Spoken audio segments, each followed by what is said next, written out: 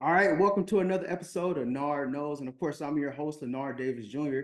Before I bring in my star-studded guest, the guy's been scoring touchdowns all over the globe, and he's a former Michigan State Spartan. I got to give a shout out to my sponsor, Fulvic Ionic Minerals, and it is one of those dietary supplements that contains fulvic acid products, which are chemically extracted and contain little to no fulvic and humic acid. Nothing but high quality plant-based humic shell and distilled water is used in our extraction process. Our fulvic ionic minerals ensure that our bodies get the nutrients they need the way that nature intended. Without further ado, I'm gonna bring in my guy Madre London, man. How you feeling, brother? I'm doing good, man. How you feeling? Oh, great, man. I'm glad to get you on the show. Spartan. Can't wait to dive into the stories behind Mark Dantonio, who's one of my favorite coaches over there in East Lansing. Also, J.L. Smith, but that's before both our time for real. But how's things been for you, man? And how has life been off the field? Everything it's been going well, man. Mentally, that's for the main part for where I'm at right now. Mentally, as long as my mental health is doing well, I'm in a great place right now. Coming out here, that was my main focus. Been playing football since I was six years old, so wasn't gonna be too complex. Like it's football, I've been doing it, but right now in my life, I needed my mental health to be okay, and it's been going well. Coming out here, doing things different from back when I be back at home, and been going leading down the right path. So can't complain, man. I'm just blessed overall for sure. What are some of those challenges? Because it sounds like mental health is very dear and near to you. And obviously, we all go through those trials and tribulations mentally and emotionally and spiritually. You know, and what are some of those things that you have overcome that a lot of people may or may not know athletes go through? Man, obviously just adversity, that's the main thing is you have dreams and aspirations. If you playing sports, growing up playing any type of sports, you always want to be at the top. The top is the NFL. The NFL was for me. Not being able to get there at a time in my life, it was a dark moment, just seeing my dreams and aspirations, I wasn't being able to accomplish it. But that was just the main thing. Just seeing that didn't make it to the NFL. It was a dark moment, but I had to grow up and realize that I made it farther than a lot of people back from where I'm at, or a lot of people that played the ball. I was able to travel the world, like you said. I was able to play in the USFL, play with big names, and just see things that people never seen. So I had to just come to realization, like I came far, and God put me down this path for a reason. And everything is not obviously not for me to understand. Only God understands. So I had to cope with that and learn that. And once I was able to learn that, I just feel comfortable with my life and comfortable with what I'm doing. Man, faith in God is what gets us through the day to day, the things that people see and the things that people don't see. And so, that's a key element. And I'm always appreciative when God sends me, people like you to talk to, like-minded people that truly understands that that is the foundation. And that's how you build upon it as you continue to grow in life and evolve and find new perspectives and meet new people. And so, but on the topic, the NFL and your aspirations there, you did win MVP of the European League of Football in 2021 for the Cologne Centurions. Uh, what did that mean to you to get that award? And it meant a lot, man. All the hard work that I put in and day out from since I was a little kid. And I wasn't expecting no reward. I was just going out there just to do my best every day, each and every day. And it just showed that all that hard work paid off. I stayed committed, stayed humble, stayed grounded, never belittled anybody that was in front of me or going out there, and most importantly, I was an MVP as far as being as a teammate, bringing my teammates together and making them better as well. So it meant a lot. And so much more to come. That's just one of those accolades that I can always look back on and be like, I did it. It's just a lot more to come as long as I'm playing football for sure. And so it seems like no matter where you at, as long as you playing ball, you happy, and I feel like that's a sense of gratitude and thankfulness, because it's people like me who's like, yo, if I can't play ball at a high level, I gotta stay close to it as much as possible. And that's why I'm in media. That's what strive me to, go to media. And so for you though, you won MVP. Why leave? I just felt like it was just a better opportunity for me to go play back at home in the USFL. You know, the USFL had just came off as the first year. You know, it was a lot of big names, and like I said, I wanted to be in the NFL, so I felt like I did what I was supposed to do in the European League, and it helped me get to the USFL. The next step over that, you know, as far as competition and scouts and all that. So I just felt like that was just the best opportunity for me at that time to get my level, the skill level up to part to where I can come basically start playing in the NFL one day. And, yeah, it was just one of those things. Understandable. It's just like a part of the ladder to get to where your goal is. I see that. I Mm-hmm. feel that. I mean, the European League has grown so much since 2021. What are some of the things that you notice? For me, the quarterback position has gotten so much more competitive, and wide receivers are catching touchdowns, going crazy. But I feel like the running back position, outside of Glenn Tuga, it's a lot of meat left on the bone, especially since you left. What do you feel about the LF so far? I mean, it's heading in the right direction. You know, obviously, I think that's just all of football. Is getting to a passing league, and you know, you're gonna have some of those old school coaches that's still gonna run the ball. You know, but you got to be able to run the ball and catch the ball. So as a running back, you got to be able to catch the ball because you got to get into that system where they're going to want to throw the ball as well. So you're not going to be able to get the ball all the time as far as running. So you're going to have to catch it. So I mean, it's heading in the right direction. I mean, you still going. I feel like at the end of the day, you still going to have to win by running the football. You know, in a way, but you know, the game changed, just like how it changed in back in the day. It's hard-nosed, physical. People gonna run the ball. Now they throwing the ball. Or just like basketball, it was physical. Now they shooting the ball a lot. So the game changed. You just gotta get with the program, and and just continue to be who you is. At the end of the day, you still gonna need a running back. That's why it's a running back position. And you just gotta make plays when your number is called.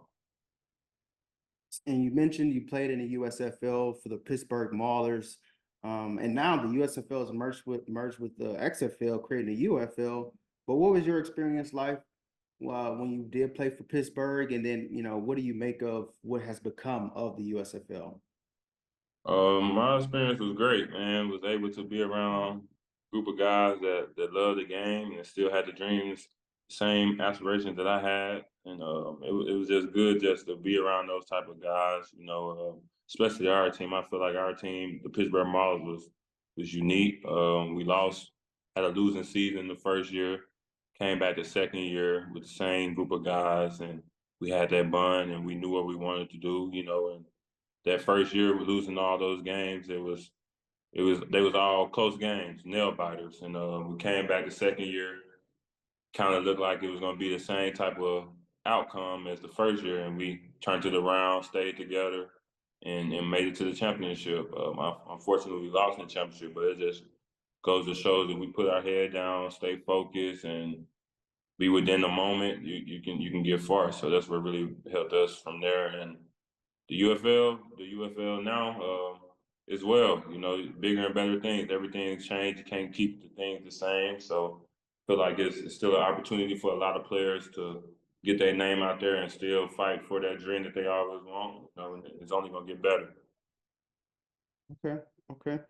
Any memories from the USFL that you hold dear? Oh man, just the locker room, bro. The locker room. Like our team, the Pittsburgh Maulers probably had the funniest team, down to earth team it was, man. It was locker room was real life, like you back at the crib. Everybody from everywhere. We had a lot of LA guys, down south guys. We all came as one. It was just fun, man. Can't speak on what a lot of stuff we did back in the locker room, but just know it was a movie every day, man. It was a Mm, movie, funny, everything. We had some funny characters on that team. That's what made us love each other more and wanted to compete with each other each and every day, man. So they couldn't take that from us for sure. The Pittsburgh Maulers was probably kind of remind me of like a college vibe. Everybody got along with each other and we just had fun, man. So that's what it was about for sure. Hey, and you alluded to my next question, man. College life, Michigan State, you did go to Tennessee amongst other schools, but Michigan State, East Lansing, people take that as a party school, and it is a party school. But what was Oh your yeah, experience like as a student athlete out there? Because as a student athlete, you really don't get that much downtime. You got to make yeah, that downtime. for sure. The time that we did make, man, it was lit. I don't regret nothing at Michigan State. That was one of the best moments. Like you said, a party school. It really was a party school. I wasn't big of a party person, but we always had the vibes around us. So it was lit, man. And we was around the time we was winning, going to the Rose Bowl, Cotton Bowl. Basketball team was great. So you can only imagine how live it was each and every day from the fall to the spring. It was fun though, man. A lot of great people. Still got that bond with a lot of people out there. Some of my best friends to this day went to Michigan State with me. So I don't regret anything. The outcome came what it was, me transferring. But other than that, like people there was very genuine, and they was like family. It's always family when I go back, and I always love. So I can't even complain of how things went at Michigan State because it went well for me for sure. It was a blessing. Made me be the person I am today, going through the adversity as well. I had to go through those dark times. Had dark times at Michigan State, but it made me who I am today, stay humble and just keep working. Mark Dantonio, what's he like, man? Because on the surface, it's like, yo, he got that mean mug, but then he's a down to earth guy. Yeah, man, Coach Antonio is a cool guy, down to earth. He just he like it his way. He's very strategic of how he wanted and things like that in that nature. But he's a great guy, man. You can always go talk to him. He gonna set you straight. He gonna let you know what's going on. And he look like he's mean, but he's very he's down to earth. He like to play. He like to joke, stuff like that. But he's about his business for sure. Bro, you got to give me a Mark story. I know it's a story somewhere. You got to give me a story. Oh, Coach Antonio story. He was an exercise person. He always one of the most moments I remember him after practice, he always doing that little old school jogging. He makes sure he gets his jogging in, just trotting around. He will cuss you out if you're doing something wrong. You walking around lackadaisical, he will cuss you out, set you straight. But one of the most moments I remember him was he always got his jogging in, no matter how old or whatever he was going through. He always made sure he got his exercise in. So for sure. Dope. What was your favorite play on the field with Sparta? Favorite play? Mm-hmm.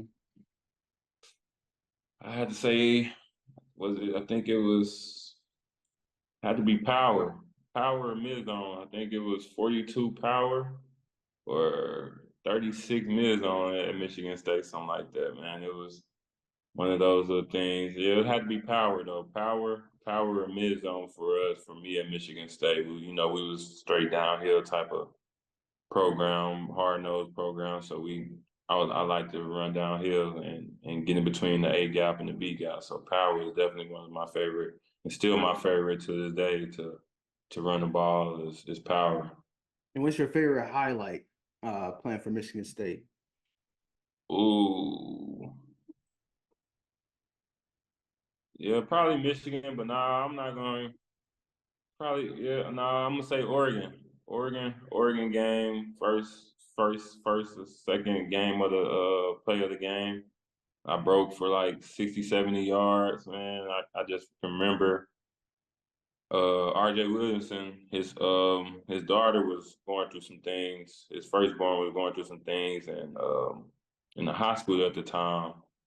And he had gave us a pregame speech and he got everybody blood flowing, damn near like teary-eyed because he wanted to be there, but instead he ended up staying and play for the game. So we had to make it right for him and make it right for the daughter to feel like, this is what that's what he did we did it for him. So man, he had everybody just ready to go. And I just remember second play, it's crowd, it's packed there. I think it's a whiteout or a blackout, one of the two. I think it's a blackout, as a matter of fact. It's just crowded, and sold out crowd playing Oregon. I think they top 5 in the nation. We top 10 or whatever. And second play of the game, man, I just remember breaking, but I don't remember. I just blacked out. Like all I seen was just it felt like it was like in player game mode when you back on the game when it's just you in the helmet and the players on the field. That's how I felt. It was just me and the players on the field. I couldn't hear the crowd or anything. And once I heard the crowd was once I got tackled.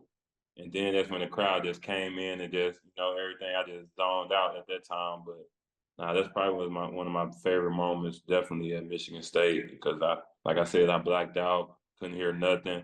It was just me and the opposing team. So that was a cool experience. Never felt like that in a long time for sure. Man, it sound like you went Super Saiyan mode there for a minute, man. Yeah, man. I thought I was. Oh man. All right.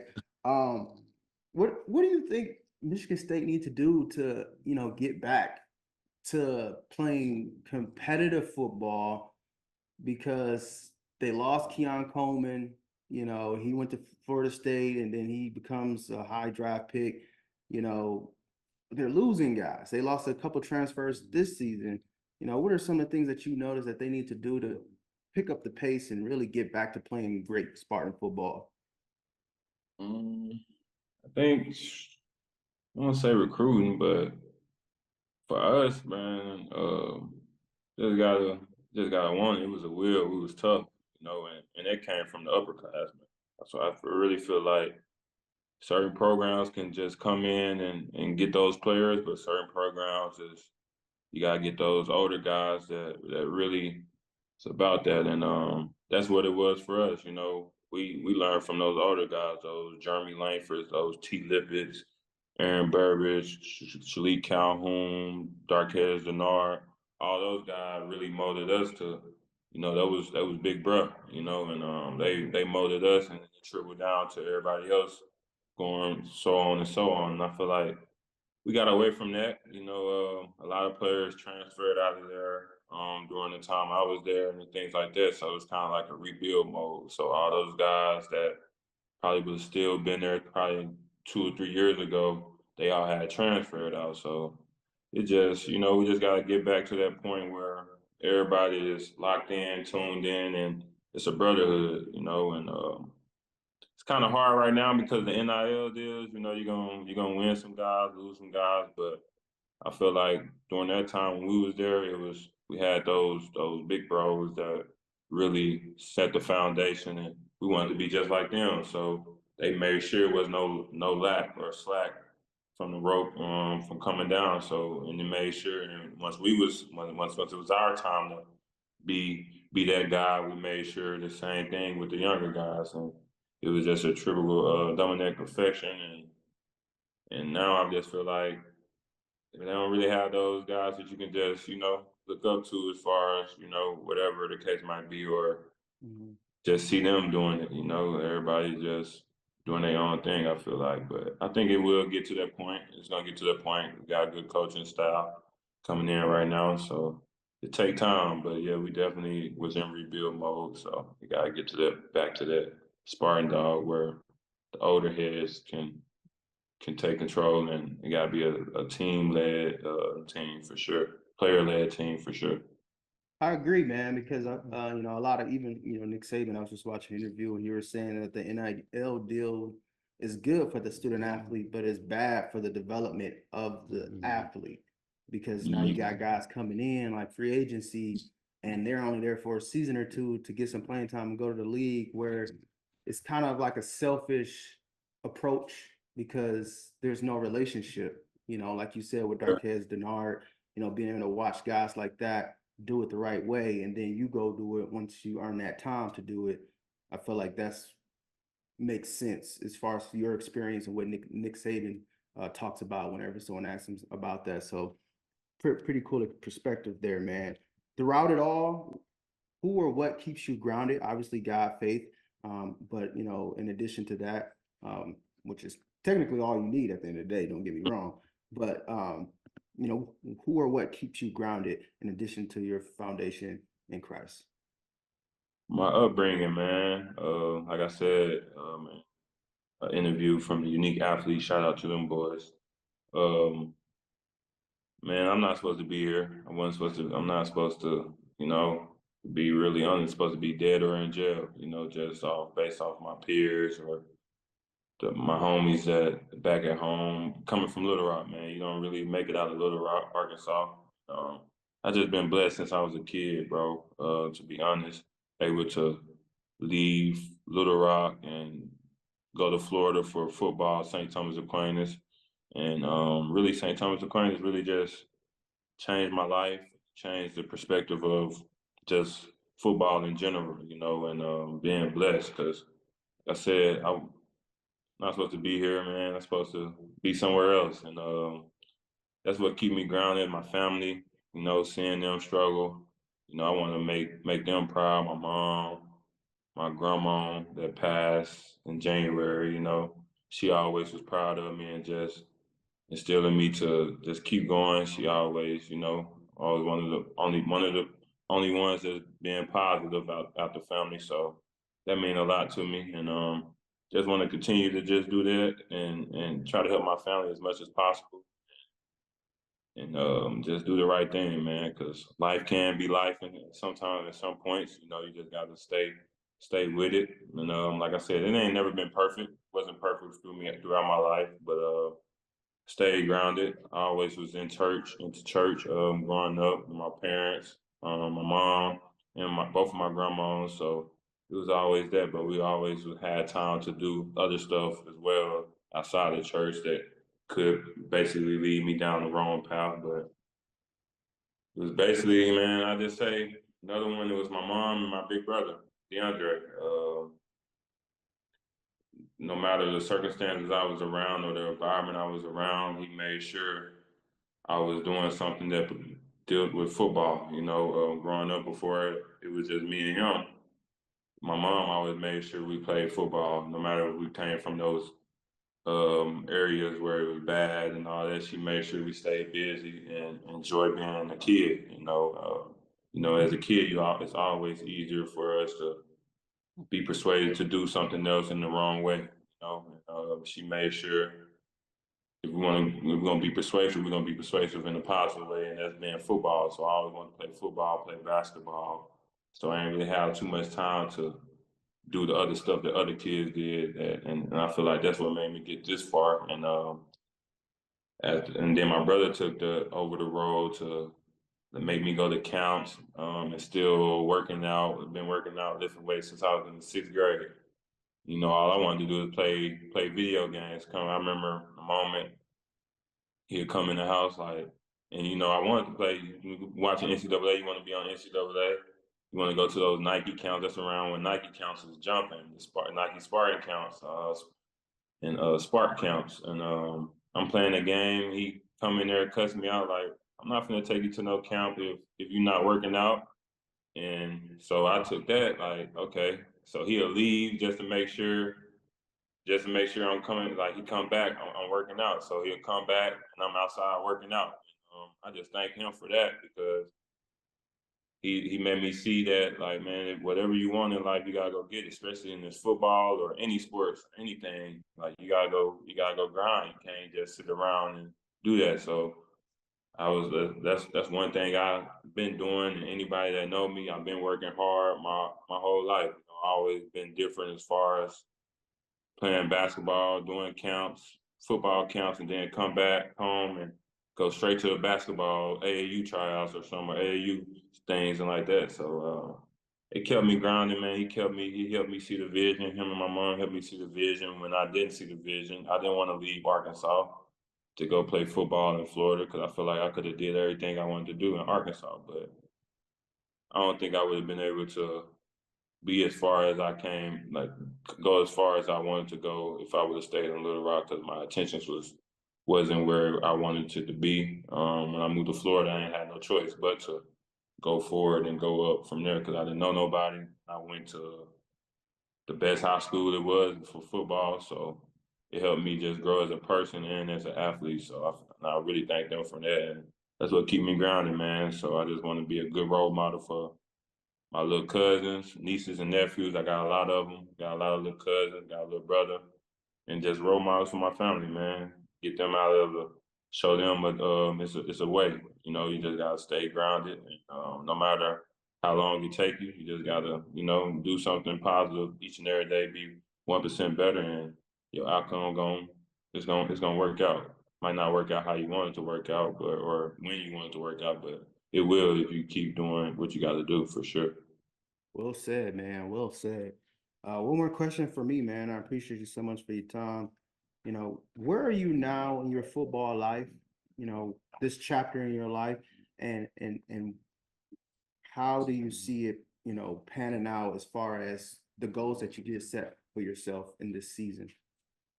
Um, I mean, right now is just get better every day, man. Like I said, make sure because right now I'm an OG into this football things to a lot of people that's on my team or any other team that I'm with. I'm 28 right now, I'm going to be 29 next year in January. So I don't got too much longer, and I know that. But main thing, man, I just want to be a great teammate. That's my main focus to help the younger guys or anybody that's going through it or been through it or anything, just to show them that, man, you just got to work on your craft in order to become certain things that you want. You can't just talk about it. You really got to be about it, and you got to be a great person on and off the field. You can't just do it for just you. If it was just me just doing it for me, I don't think I would have been able to do with half of the things I've done because you just looking out for yourself. So you gotta make sure you get everybody else better around you, be a vocal person, and just show them the ropes, show them how it's done, and critique their game and critique your game as well. And just be a great person, be coachable.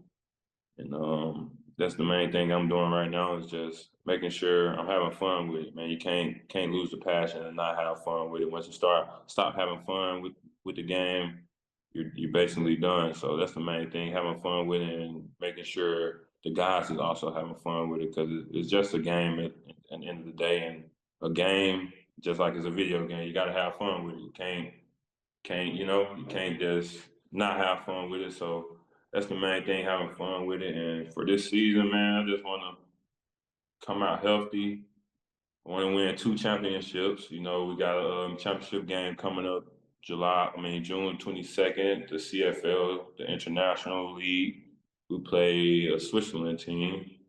And so I want to win that and want to win the AFL, which is the Austrian League, in July. So we just got to, do that. And that's the main thing. And next year, we don't never know. See what's going on, how I feel, things like that. I think it'll be some good news coming soon. See if I'm going to play football again. But as far as right now, I just want to control what I can control. What's in front of me is right now. So just focus on this season, trying to get better, help my teammates accomplish what they want to accomplish. And I want to end with 2 rings this year. And we'll see where it goes from there for sure. Oh man, got a bunch of championship games around the corner. I want to thank you so much for, joining the show, man, really sharing your story and really giving your perspective. A lot of people is going to appreciate, man. So thank you again for joining the show. God bless you, bro. Stay healthy, my friend. For sure. Appreciate you, man. God bless you as well. Yeah. Nard Knows. Yeah. He manifested this, I swear he did. Nard Knows, bring the story to the visual. Global, kick it with the athletes, good promo, dope show. Listen while you working, speaking with a purpose. Subscribe now, don't keep scrolling. Catch him on the web like Toby. Nard Knows, inspire weed like Kobe. Nard Knows, Mamba mentality potent. From the streets of Detroit to TV. Nard Knows.